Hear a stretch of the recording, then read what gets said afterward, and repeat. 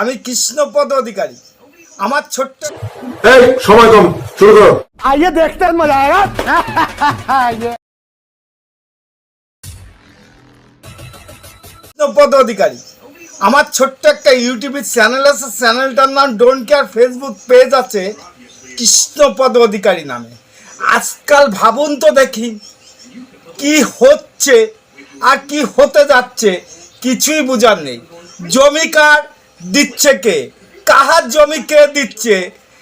আপনারা বিগত দিনে জেনে নিয়েছেন যে 1 টাকার বিনিময়ে যে জমিটা দেওয়া হলো, এই জমিটা কার? এই জমিটা কাদের আন্ডারে থাকা কথা? এই জমিটার পয়সাটা কার পাওয়ার কথা? এই জমিটা নিলাম হওয়ার কথা কিনা সেটা বিগত দিনে জানেন আপনারা। কারণ চিটফান্ড সংস্থার হাতে যে জমি ছিল, সেই জমি কোর্টের নির্দেশে সাধারণ যারা চিটফান্ডে বিতাড়িত হয়েছে, যেমন আমি একজন, এদের পাওনা ওই জমি। এই 2700 কোটি টাকা দিয়ে যে জমিটা কিনা হলো, কোর্টের নির্দেশে বহুদিন চলে গেল, তবুও এই জমিটা বিক্রয় করে আইনের ব্যবস্থা নিয়ে কেন এই গরিবরা টাকাটা ফেরত পেল না?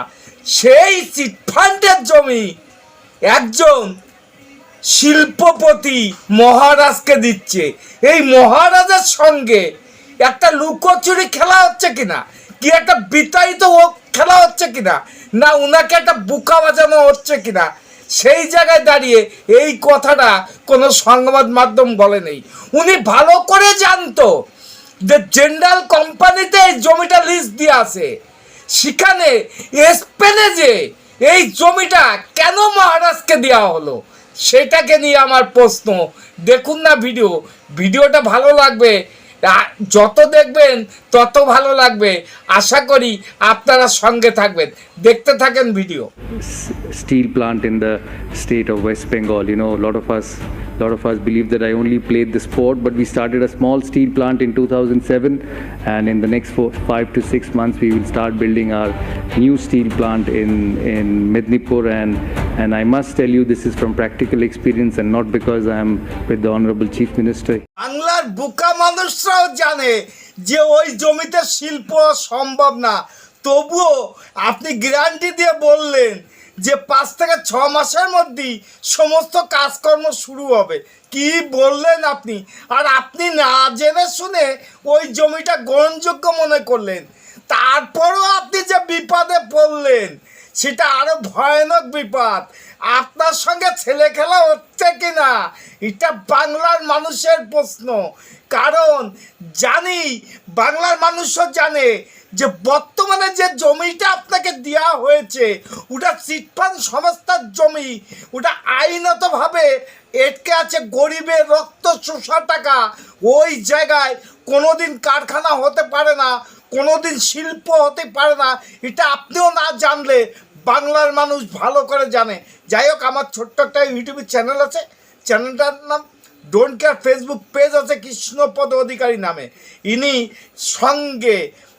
ইনার সঙ্গে বর্তমানে বিতাড়িত এবং একটা ছেলে খেলা হচ্ছে কিনা, এই প্রশ্নটা বাংলার মানুষের কাছে রেখে গেলাম।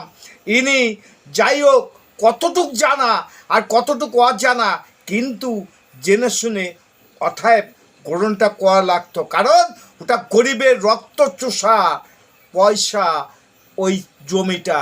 এবং আমাদের মুখ্যমন্ত্রী যে কাজটা করলো, গরিবের কথা না ভেবে 1 টাকায় জমিটা বিক্রি করলো, এটা হতে পারে না। যাই হোক, ভালো থাকবেন, দেখতে থাকেন ভিডিও। দেখতে দেখতে আপনাদের কাছে বিদায়, নমস্কার। ঘোষণা বলেছিলেন যে জাস্ট 3-4 মাসের মধ্যে এই প্ল্যান্ট শুরু হয়ে যাবে, কাজ শুরু হয়ে যাবে। আর তারপর আরও একটা বক্তব্য, যেটা শালবনী থেকে গড়বেতায় আসার ঘোষণা, সদর্পে ঘোষণা করেন সৌরভ গাঙ্গুলি, জমি জট রয়েছে শালবনীতে। তারপরও সেই 3-4 মাসের সময়সীমাই দেন তিনি। আরেকবার শুনে নিন, তাহলে আরও বেশি সহজ হবে আমার প্রশ্নগুলো করা।